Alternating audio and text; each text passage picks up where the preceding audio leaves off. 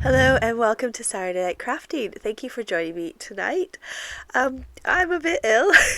I've managed to catch COVID. So for the first time since COVID started, I've managed to actually catch it. So I apologize. I'm a little bit croaky and a little bit stuffed up. I think I've got the mild version, so that's good. But we're going to crack on and have some fun crafting because I can't give it to you by video, so you can still hang out with me. Woohoo! So getting started tonight with my video, I've got a piece of acetate, which I've got there on my desk, just a random piece of acetate that I would use for shaker cards. And then I've gone and made myself some top folding note cards, and I've got 2 layers of panels. So I've gone for 1/2 centimeter smaller on all sides for each layer of my panels. So we're going to start with the top layer. That's going to be our focal point, obviously, and we're going to decorate the back of it. So we're going to take a nice simple method and we are going to smoosh our ink pads onto our piece of vellum, or acetate, sorry, not vellum, or whatever plastic you may have. You could use a jelly plate if you've got that. We're going to spritz the back of the card. I'm using watercolor card, really cheap watercolor card that I picked up from some kind of shop somewhere ages ago. Just cheap watercolor card just so it can hold the water a bit better. Spritz the back of our card panel to make sure it doesn't fold and curl too much, and then we're going to stick the other side face down into our colors and kind of mush it round in those colors. So I'm just taking some of my Distress Oxide ink pads and smushing them onto my acetate, spritzing that card, spritzing the colors, and then kind of smooshing my card into those colors to give us a nice watercolor wash background. So what I want to do next, in between these layers that we're doing, is we're going to make sure that they're completely dry. So once I'm done making up my fun little panels, I'll then dry them with my heat gun just to save on time and make sure it's a nice, quick and easy crafty project. Given I felt rubbish yesterday, I didn't get to film until just before putting it online tonight on Saturday. So thankfully I feel a bit better today, which is good. Next, we're going to grab our slightly darker versions of the same kind of colors. I'm going to stick with the pink and the blue, and this time I'm going to do some splashes. So I'm taking a nice big juicy watercolor paintbrush, and I've wet down some darker versions of Oxide inks, and I'm going to splash them on. Now obviously if you don't have Distress inks or Distress Oxides, any dye ink that is water reactive will work for all of this. So just dig out your dye inks and have fun with it. You don't need to have the same as what I've got. I'll do my best to put the colors down in the description box for you, so if you want to use the same colors you can. Next I'm going to take my VersaMark ink pad and my wide paintbrush. So if you haven't got a paintbrush, then you could probably use your finger and get a similar kind of technique and just kind of brush it down your card. So we're going to take our paintbrush and kind of slide it down the card, which is the sort of third step of the card making process. Now I did get a little overconfident and I decided I would do all 4 in one go, but you'll see in a minute my embossing powder doesn't actually want to stick to anything but the first card. So I do go back, brush off that embossing powder and go over it again with my paintbrush and a new set of ink rubbing in the ink pad each time. So depending on the look you want to go for, you can either aim for a heavy application of embossing powder or a really thin light embossing powder application. So I've got both to kind of share with you. So here's where I'm just going to brush it all off and start again, get my embossing ink pad and take a bit more time to kind of apply that powder on, or the ink, sorry. If it is too heavy and you're not happy with how it looks, you can take a dry paintbrush and just kind of run over it again or flick it quite firmly from behind, and then it'll give you a bit of a lighter application. So I like this because you can kind of see the brush strokes in it, but if you go for the slightly lighter version, you still get that hint of gold, but without having too much of it, if that makes sense. So there's the 2 different kind of versions you can aim for, whichever tickles your fancy the most. Now you can most definitely just do 1 card, but I was kind of in the zone and I wanted to do 4. So that's why I've got 4 here, and I do turn them into a gift set in the end. So you'll see how I do my packaging by the end of the video. So those are my 4 panels. I'm going to next take my next 4 layers for my cards, and I'm going to do my edges of these cards. So I want them to kind of match and tie in with my top panels. So I'm going to take my ink daubers and those same 2 dark colors that I used for the splatters, and I'm going to do my edges with those.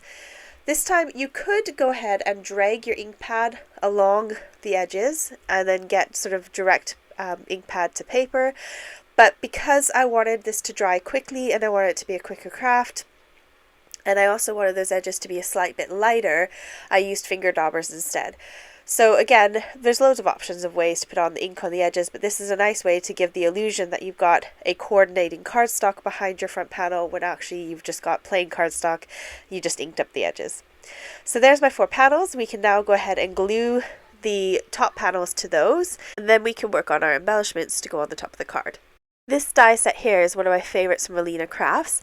It's a happy birthday die set with a shadow outline, but we're just going to use this happy here. So if you've got any die in your stamp set or in your die set that has happy, this will work.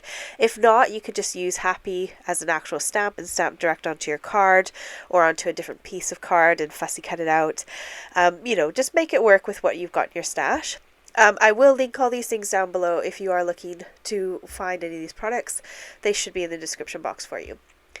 Now I've got my 4 happies. I'm going to take my acetate back out and I'm going to stick them down to my acetate using low tack tape. This is the post-it note tape. Anything will work, even if you've got actual post-its. They should work as well, as long as they're the width of your die cut underneath or a bit bigger. And all we're going to do is cover up half of the happy.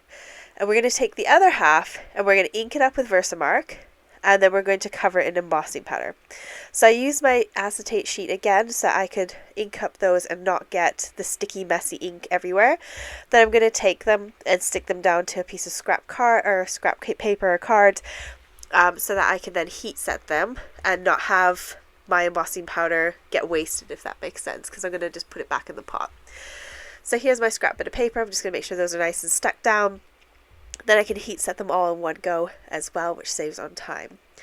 So this is a nice, easy card with lots of different elements, so you can get nice and crafty, but nothing complex, nothing stressful or too detailed. So it'll be a nice craft for you to do if you're feeling a bit rubbish and run down. Maybe you've got COVID as well.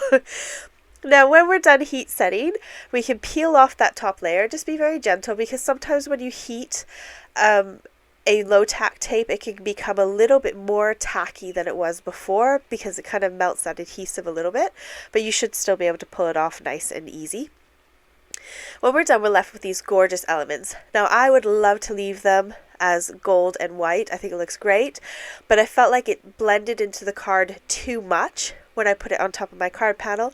So we're going to go ahead and use the same colors we used as our background outline, so for our second layer of our card. We're going to do that for the top half. And the great thing about embossing powder is that you don't have to worry about that color going over your gold embossing because it resists all the ink. So you can get a little bit slap happy crazy with your ink and you don't have to worry about it messing it up for you. I've got a piece of vellum cardstock here, and I'm going to cut 1 centimeter strips that I can use for my birthday sentiment. So I'll just cut those down into 1 centimeters in width, and the length is just the same length as the cardstock. It doesn't really matter. We're going to wrap it around those panels. So again, I'm going to tie in that gold embossing powder, and I'm going to come in and stamp birthday right in the sort of to the right hand side of my little strip so that I can put it towards the right hand side of the front of my card panel. Again, we're using the same colors, sticking the same colors scheme, so we're not introducing too much more than what we've already got. And it's quite nice because this is a card that doesn't involve black, which I have a love for my black ink pad, and sometimes I get a bit carried away with it. So this is great because it kind of works outside of that. Now I've got my card panels, I've got my happies ready, I've got my birthdays ready, and I can just start assembling it. So this is not stuck down to my card base yet. These are just the panels. So we're going to now just adhere them all together and create our cards ready to assemble and go onto our card bases. My ink is still a little bit tacky because I did do a bit of a heavy-handed application on top of that happy.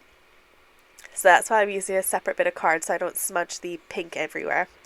Now I'm going to take my strip and I'm just going to hold it where I want it to go on the front of my card and then pinch the sides around so that I crease those bits of vellum.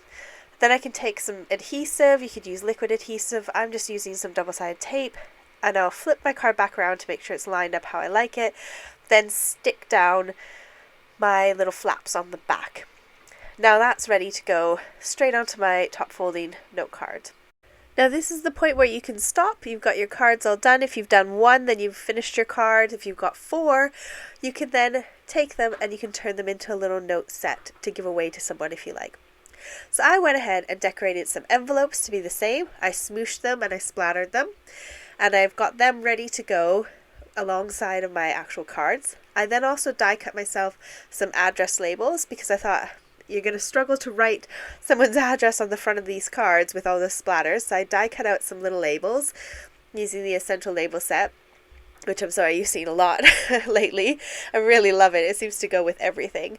So I've got those all cut and ready to go in my little pack. And to make it a nice finished product, I'm going to go and grab my twine. Twine is one of my favorite things in my office. I love using that to make something look a little bit pretty.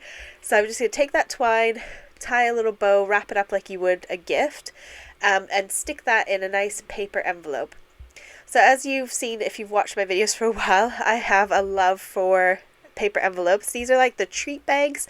You can get them on eBay, Amazon, loads of places sell them. You get them for like sweets. If you go to a sweet shop, you can put your sweets in there. They work great for little card bundles. So I'm going to bung that in there. And I'm going to take my labels and pop those in as well. And then I've also gone and die cut myself some labels for the front. So it comes in a set of 2 for each label. So I've gone ahead and used the smaller one for my sentiment bit that I'm going to write on for the front of my little package. So that gold one that's die cut, that's the size of my address labels. And then there's a slightly smaller version that you can use to embellish and go on the top if you want. So dead simple, really quick, easy way to do a little gift bundle for someone, or just make some cards for yourself if you need some cards in your stash. So I hope you had a fantastic time with me today, and I hope you give this a go. Please don't forget I've got a Facebook group, and I've also got my Instagram account, so if you'd like to tag me on either of those or share your projects on either of those, I would love to see them. To finish off my little bundle, I will go ahead and staple this to the front using my mini stapler.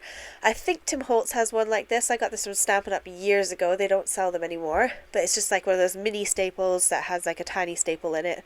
And I'll staple that, but I wanted to take pictures of my cards first because I always forget to do pictures. So I'll take some pictures and then I will post them online as well. But I hope you had a great time with me today, and hopefully I will see you on Wednesday if I don't get feeling any worse than I do today. Right, take care and have a fantastic weekend. Bye!